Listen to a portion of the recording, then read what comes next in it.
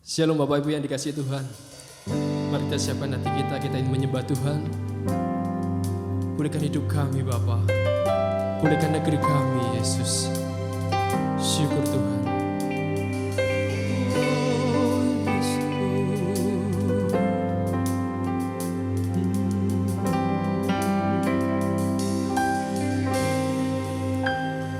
Kami umat-Mu rendahkan diri, sujud dan berdoa,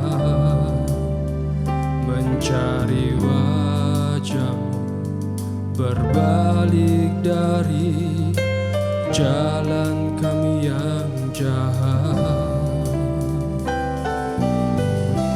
Oleh anugerah-Mu ampunilah,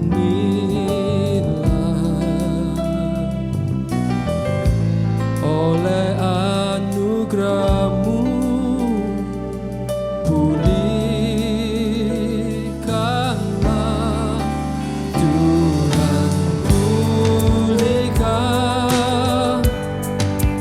Bapa, pulihkan, kembalikan bangsa kami kepadamu. Tuhan, pulihkan, ampunilah bangsa kami, dan pulihkan kembali negeri kami.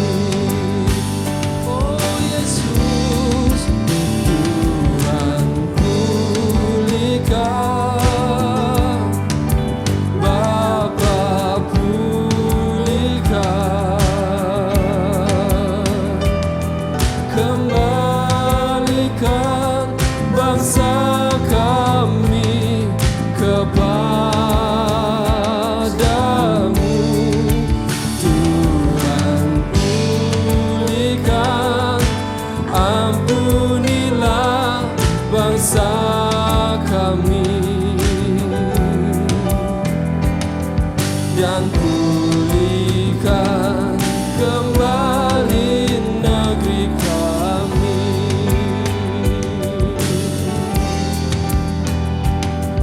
dan pulihkan kembali negeri kami,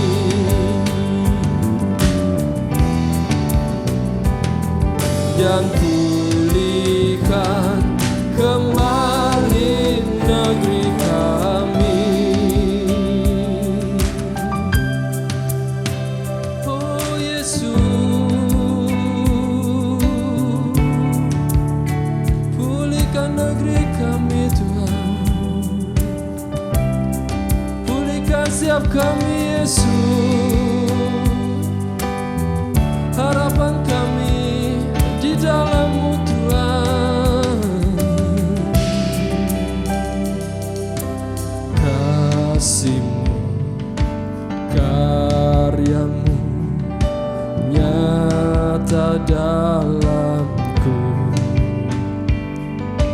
Kau pegang hidupku dalam tangan-Mu, darah-Mu, salib-Mu tebus hidupku, nama-Mu berkuasa sanggup bangkitkan. Harapanku di dalam-Mu, hanya Kau Yesus kuatku. Ku percaya ku aman dalam-Mu.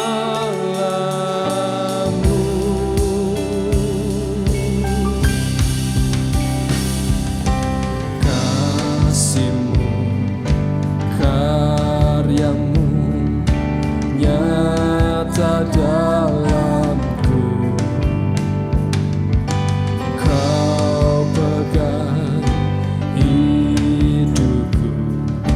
dalam tangan, darahmu, salibmu, tebus hidupku.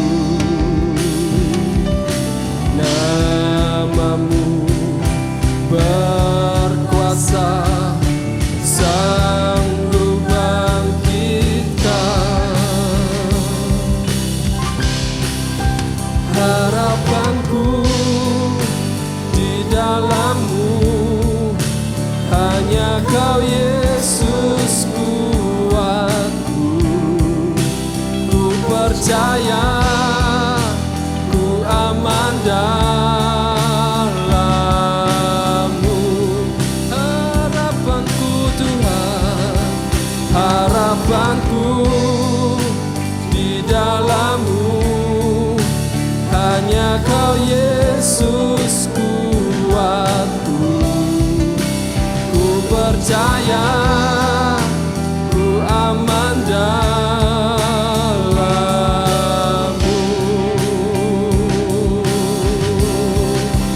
Oh, haleluya Yesus, haleluya. Oh Yesus,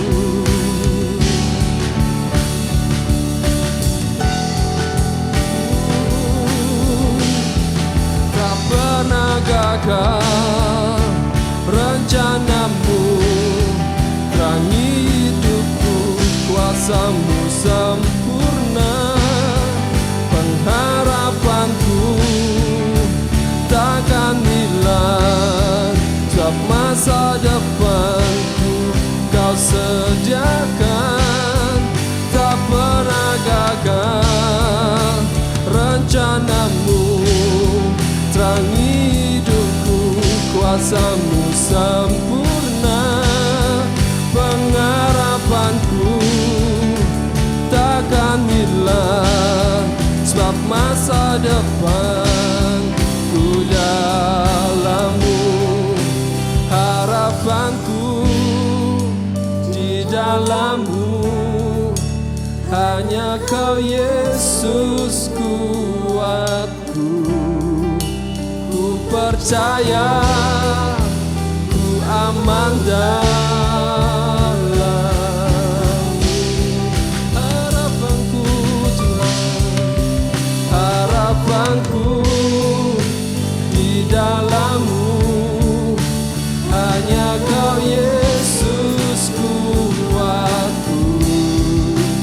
Ku percaya, ku aman dalam-Mu.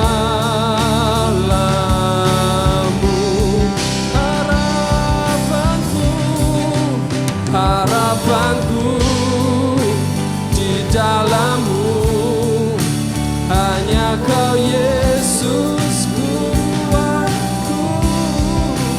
Ku percaya, ku aman dalam-Mu. Ku percaya, ku percaya, ku aman dalam-Mu.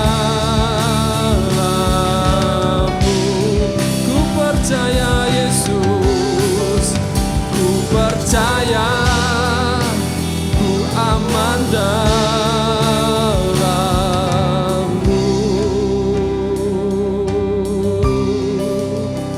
Oh Yesus, kami percaya Yesus, kami percaya Tuhan dalam hidup kami Yesus. Terima kasih Tuhan. Shalom, selamat pagi, selamat bertemu di dalam kasih Tuhan Yesus Kristus. Baik saudara, pagi hari ini saudara yang di rumah semuanya boleh bersama-sama mendengarkan firman Tuhan ya. Karena semua harus di rumah dan kami di sini semua bersama-sama untuk memuliakan nama Tuhan bersama-sama Bapak Ibu di rumah. Mari saudara kita membuka firman Tuhan pada pagi hari ini ya. Di 1 Yohanes 2 ayat yang ke-15 sampai yang ke-17 ya. Saya akan bacakan firman Tuhan. Janganlah kamu mengasihi dunia dan apa yang ada di dalamnya. Jikalau orang mengasihi dunia, maka kasih akan Bapa tidak ada di dalam orang itu. Ayat yang ke-16 dikatakan apa? Sebab semua yang ada di dalam dunia, yaitu keinginan daging dan keinginan mata, serta keangkuhan hidup, bukanlah berasal dari Bapa, melainkan dari dunia. Yang ke-17 dikatakan sama saudara, dan dunia ini sedang lenyap dengan keinginannya, tetapi orang yang melakukan kehendak Allah tetap hidup selama-lamanya. Amin saudara. Saudara, pagi hari ini firman Tuhan kita kasih tema hidup seturut kehendak Allah. Ya, hidup seturut kehendak Allah. Baik saudara, setiap manusia dalam hidupnya, manusia ada kehendak, mempunyai kehendak. Ya, di sini ada kehendak seturut kehendak dunia, ya, yang bertentangan dengan seturut kehendak Tuhan. Ada dua kehendak yang dialami dalam kehidupan manusia, ya, seturut kehendak dunia atau seturut kehendak Tuhan. Coba kita lihat bagaimana seturut kehendak dunia, ya. Apa saja kehendak dunia? Mari kita mau lihat di Galatia, ya.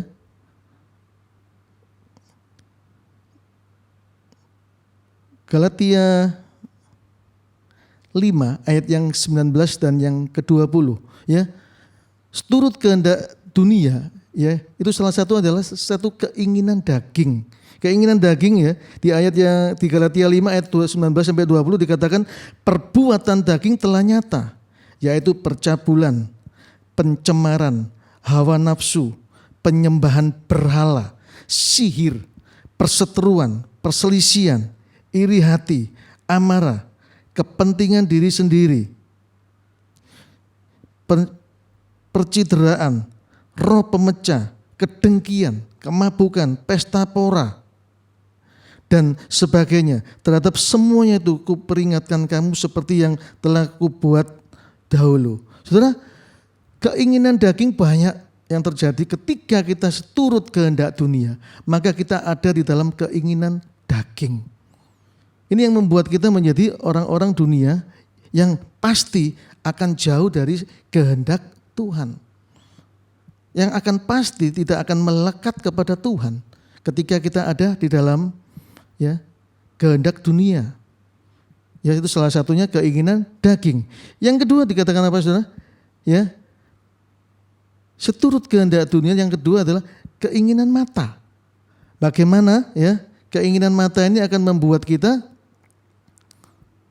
akan jatuh di dalam satu dosa. Ya, satu firman dikatakan mata adalah pelita tubuh. Jika matamu baik, teranglah seluruh tubuhmu. Jika matamu jahat, gelaplah seluruh tubuhmu. Ya, firman ini dikatakan mata itu adalah pelita. Ketika mata ini pelita, ketika mata ini gelap, maka seluruh tubuh kita akan mengalami satu yang namanya kegelapan. Ya, di Matius 6 ayat 22 dan 23, mata adalah pelita tubuh. Jika matamu baik, teranglah seluruh tubuhmu.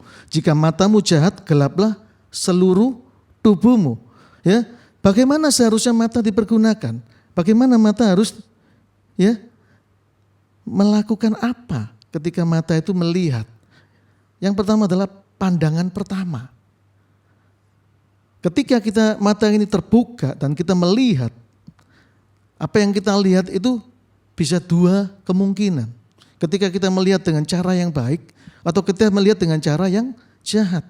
Bagaimana mata ini menunjukkan sesuatu, itu akan masuk ke dalam hati dan itu akan merusak seluruh tubuh ketika pandangan kita jahat.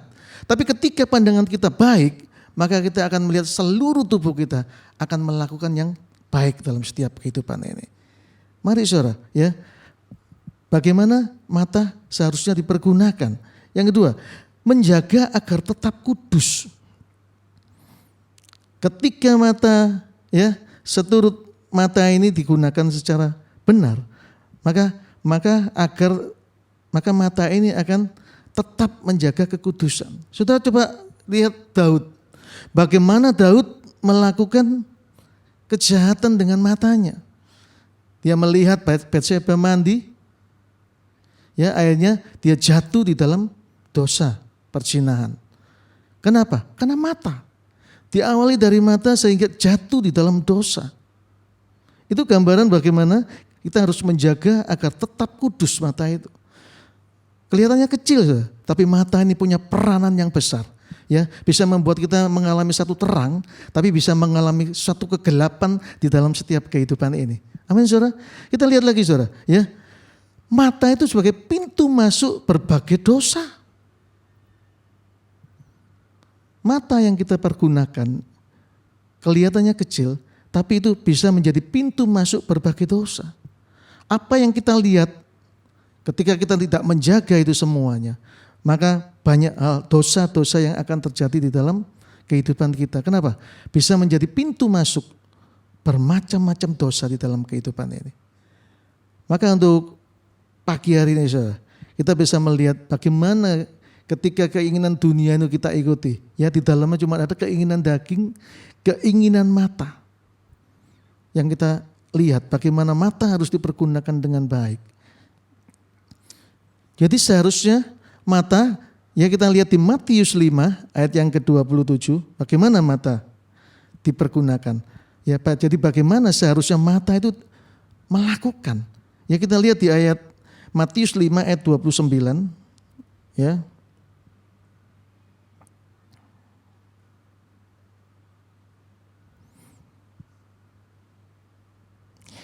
Maka jika matamu yang kanan menyesatkan engkau, cukilah dan buanglah itu.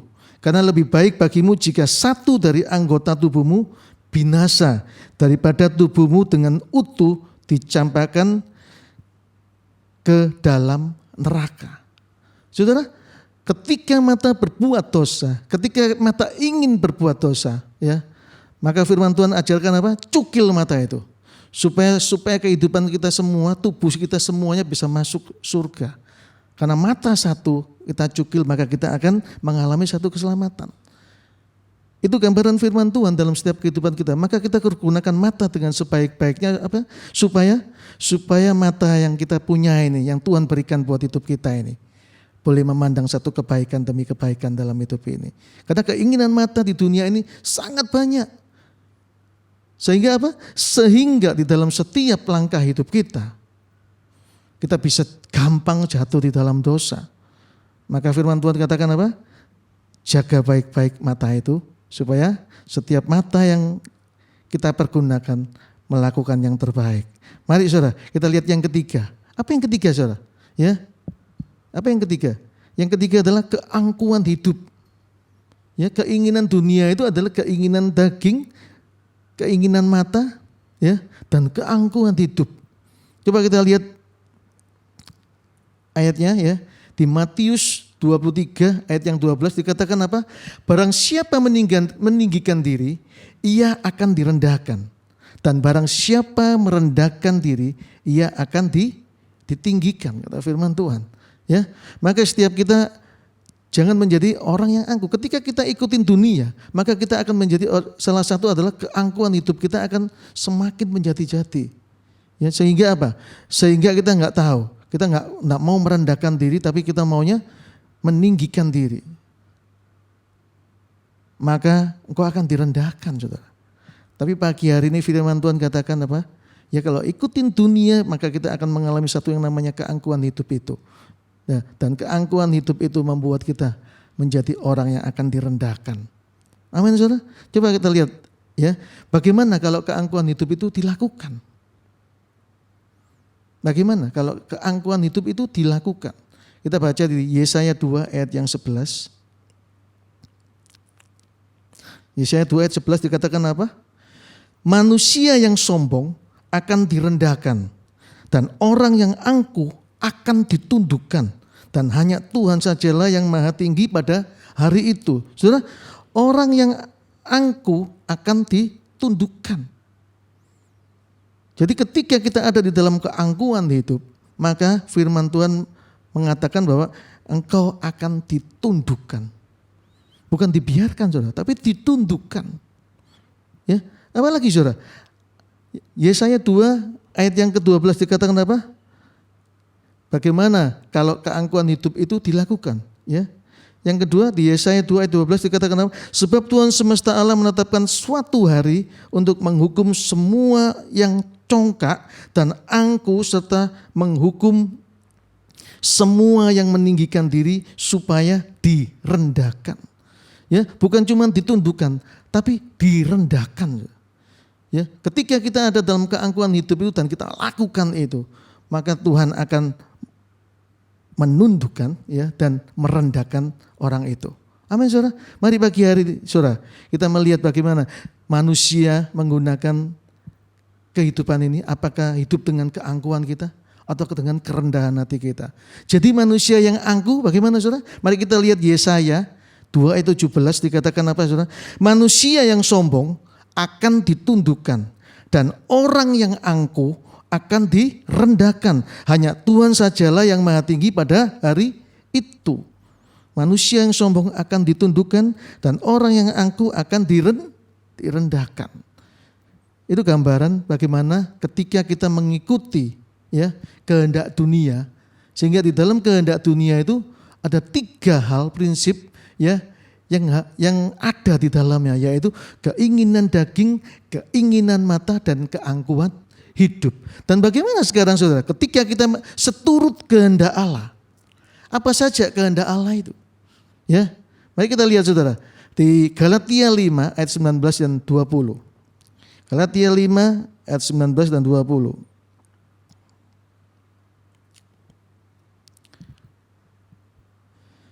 Maksudku ialah hiduplah oleh roh.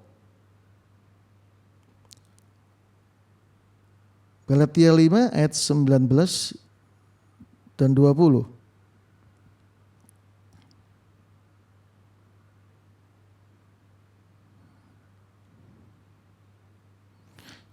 Saudara ya.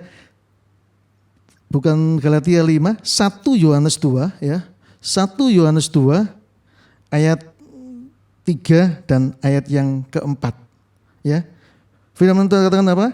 Dan inilah tandanya bahwa kita mengenal Allah, yaitu jikalau kita menuruti perintah-perintahnya. Barang siapa berkata, aku mengenal dia, tetapi ia tidak menuruti perintahnya, ia adalah seorang pendusta dan di dalamnya tidak ada kebenaran. Amin saudara. Firman Tuhan kita ulang lagi ya. Di 1 Yohanes 2 dikatakan apa? Dan inilah tandanya bahwa kita mengenal Allah, yaitu jikalau kita menuruti perintah-perintahnya. Amin saudara. Orang yang seturut kehendak Allah, yaitu orang yang mengenal Allah dan menuruti segala perintah-perintahnya. Ketika kita menuruti perintah-perintahnya di dalam setiap kehidupan ini, maka berarti bahwa kita pasti mengenal Allah. Kenapa kita mengenal Allah? Kalau kita tidak mengenal Allah, maka kita nggak akan pernah mengikuti perintah-perintahnya. Kita nggak pernah tahu siapa itu Allah. Tapi kalau kita mengenal Allah, pasti mengenal kehendak Allah, ya, yaitu perintah-perintah Allah. Amin, saudara. Hidup di dalam kehendak Allah, hidup di dalam perintah-perintah Tuhan. Amin, saudara. Yang kedua dikatakan apa, saudara? Hiduplah oleh roh. Kita lihat Galatia 5.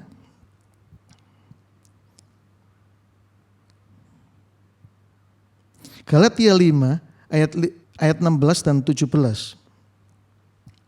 Maksudku ialah hiduplah oleh roh, maka kamu tidak akan menuruti keinginan daging. Sebab keinginan daging berlawanan dengan keinginan roh, dan keinginan roh berlawanan dengan keinginan daging. Karena keduanya bertentangan, sehingga kamu setiap kali tidak melakukan apa yang kamu kehendaki. Saudara, hiduplah oleh roh. Bagaimana kita melakukan kehendak Tuhan? Hidup di dalam roh, hidup oleh roh, ya. Hidup oleh roh di dalam kehidupan kita itu hidup di dalam roh. Karena Allah yang kita sembah itu adalah Allah, ya, ialah Allah yang dalam roh. Roh adanya. Kalau kita nggak hidup di dalam roh, maka kita nggak akan pernah mampu berhubungan dengan baik dengan Allah. Kenapa? Karena Allah itu roh. Maka pagi hari dikatakan hiduplah oleh roh. Ketika kita melakukan kehendak Allah, maka kita harus hidup di dalam roh. Ya, di dalam roh itu ya ada yang namanya buah roh. Yang ini mengajarkan setiap kita semakin hari semakin melihat bagaimana buah roh itu harus kita lakukan di dalam setiap kehidupan ini. Ya. Coba kita lihat di buah roh di Galatia 5 ayat 22 dan 23. Firman Tuhan katakan apa?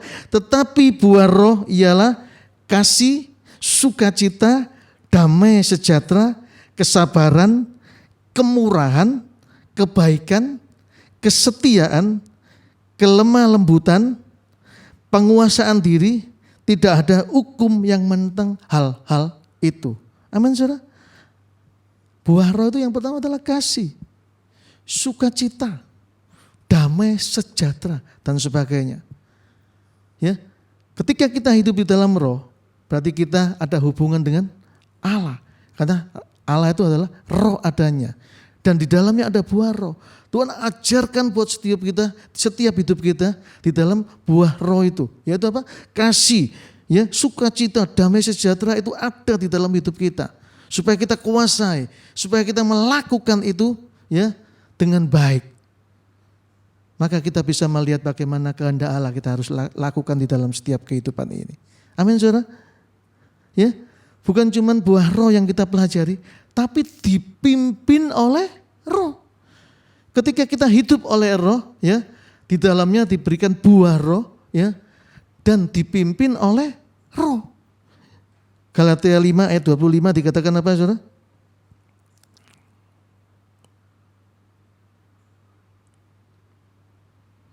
Galatia 5 ayat 25. Jikalau kita hidup oleh roh, baiklah hidup kita juga dipimpin oleh roh. Amin, saudara. Hiduplah oleh roh, maka hidup kita akan dipimpin oleh roh. Kenapa? Di sini dikatakan di ayat yang ke-24, barang siapa menjadi milik Kristus Yesus, ia telah menyalibkan daging dengan segala hawa nafsu dan keinginannya.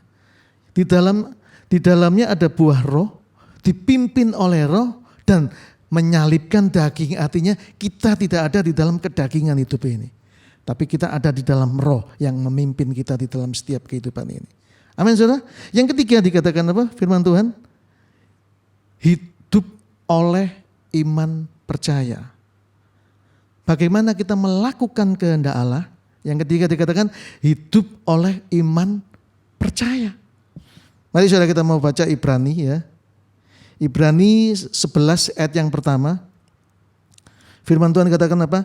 Iman adalah dasar dari segala sesuatu yang kita harapkan dan bukti dari segala sesuatu yang tidak kita lihat. Saudara, iman itu adalah dasar. Ketika kita mau seturut kehendak Allah, melakukan seturut kehendak Allah, maka iman itu adalah dasar buat setiap hidup kita untuk kita menjadi orang percaya. Iman itu perlu buat setiap hidup kita, saudara. Supaya kita gak gampang goyah, gak gampang lemah di dalam setiap kehidupan ini. Kenapa? Karena setiap kita akan gampang digoyahkan oleh keadaan dunia ini. Tapi firman Tuhan katakan apa? Ketika engkau mau melakukan seturut kehendak Allah, maka iman itu dibutuhkan untuk dasar buat setiap hidup kita. Sebuah rumah tanpa dasar, maka dia akan gampang roboh, saudara. Tapi ketika kita membangun sebuah rumah, pasti dasarnya menjadi dikuati. Ya, punya dasar yang teguh sehingga rumah itu bisa berdiri dengan baik. Ya, justru itu dalam kehidupan kita juga. Ketika kita mau hidup dalam kehendak Tuhan, ada yang harus kita dasari dalam hidup ini, yaitu iman.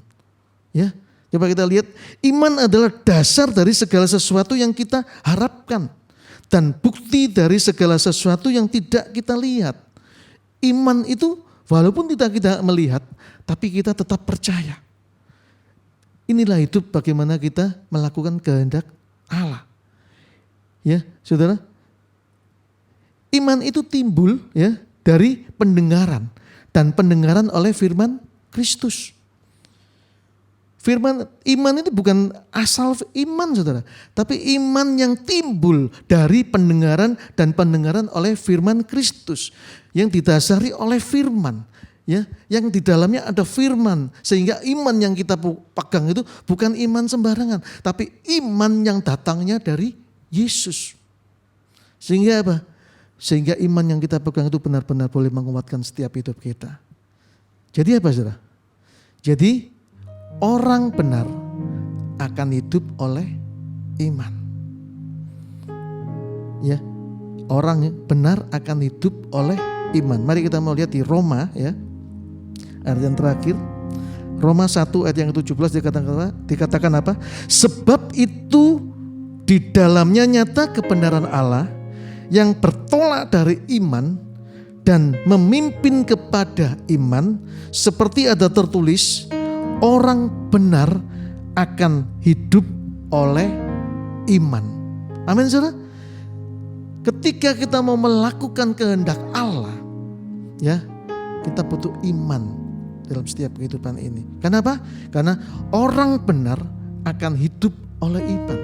Kehendak Allah, kita melakukan kehendak Allah itu berarti melakukan sesuatu yang benar di dalam setiap kehidupan ini. Dalam langkah-langkah kita melakukan apa yang benar. Sehingga apa? Sehingga orang benar hidup oleh iman. Percaya. Amin, saudara. Ini gambaran firman Tuhan bagi kita semua pada pagi hari ini ya. Bahwa setiap kita akan hidup seturut kehendak Allah. Jangan ikut seturut kehendak dunia. Maka kita akan gampang jatuh pada keinginan daging, ya, keinginan mata dan keangkuhan hidup. Tapi ketika kita turut kehendak Allah, seturut kehendak Allah, maka kita akan berjalan di dalam iman, berjalan di dalam roh. Amin, saudara. Dan itu gambaran firman Tuhan pada pagi hari ini, supaya kita siap setia, ya, menggunakan setiap langkah hidup kita itu dengan baik, dengan benar di hadapan Tuhan, dan kita bisa menjalankan hidup seturut kehendak Allah. Amin. Mari kita sama-sama tutup dalam doa. Kami percaya pagi hari ini Tuhan, kami semua boleh melihat bagaimana kita hidup seturut kehendak Allah. Dan kami percaya pada pagi hari ini Tuhan, semua yang mendengarkan firman Tuhan boleh dikuatkan oleh Tuhan dan mengalami satu perubahan di dalam setiap kehidupannya. Kami percaya Tuhan, Kau sudah mengurapi hamba-Mu, Kau sudah mengurapi setiap anak-anak-Mu yang ada di rumah untuk boleh menangkap firman ini dengan baik Tuhan. Kami percaya nama Tuhan dipermuliakan di dalam setiap kehidupan ini. Terima kasih Bapa, terima kasih Tuhan. Kami serahkan hanya di dalam nama Tuhan Yesus Kristus. Kami telah berdoa dan mengucap syukur. Amin. Mari saudara, ya, sebelum kita akhiri acara ini, ya, saudara tetap dukung dan tetap semangat di rumah. Ya, kita akan tetap bersama-sama melakukan yang terbaik untuk Tuhan. Amin, saudara. Mari kita sekali lagi tundukkan kepala, kita akan berdoa. Terima kasih Tuhan, kalau pada pagi hari ini kami diberi kesempatan untuk kami boleh bernafas dengan baik, untuk kami boleh memuji nama Tuhan dengan baik, untuk kami boleh mendengarkan firman Tuhan dengan baik pada pagi hari ini. Biarlah setiap apa yang kami lakukan Tuhan, semuanya berkenan di hadapan Tuhan. Dan kami percaya pada pagi hari ini Tuhan, semua anak-anak Tuhan sudah diberkati Tuhan. Kami percaya yang sakit Tuhan berikan kesembuhan, yang lemah Tuhan sudah berikan kekuatan, yang dalam pencobaan Tuhan sudah membuka jalan dalam setiap kehidupannya. Kami percaya Tuhan pagi hari ini nama Tuhan dipermuliakan di dalam setiap kehidupannya Tuhan. Terima kasih Bapa, memberkati negara kami Republik Indonesia, campur tangan dalam setiap kehidupan Indonesia ini Tuhan, yang sekarang lagi dilanda virus corona yang semakin hari semakin banyak. Tapi kami percaya, kami punya iman, kami punya Tuhan, dan kami mohon turut dengan kehendak Tuhan di dalam setiap kehidupan ini, agar supaya kami dapat memenangkan segala macam pencobaan-pencobaan yang akan menyerang hidup kami Tuhan. Terima kasih Bapa, terima kasih Tuhan, biarlah firman-Mu boleh menguatkan setiap kami semua, firman-Mu boleh menjadi satu pegangan buat setiap hidup kami Tuhan. Terima kasih Bapa, dan sebentar kami akan selesai dalam ibadah pagi hari ini Tuhan. Kiranya Tuhan yang berkehendak di dalam setiap kehidupan kami. Terima kasih Tuhan. Sekarang terimalah berkat, damai, sukacita daripada Tuhan Yesus Kristus, kecintaan Allah Bapa, Anak dan Roh Kudus, serta persekutuan dalam kuasa Roh Kudus akan menyertai kita semua mulai saat ini sampai selama-lamanya. Yang percaya katakan sama-sama, amin. Puji nama Tuhan.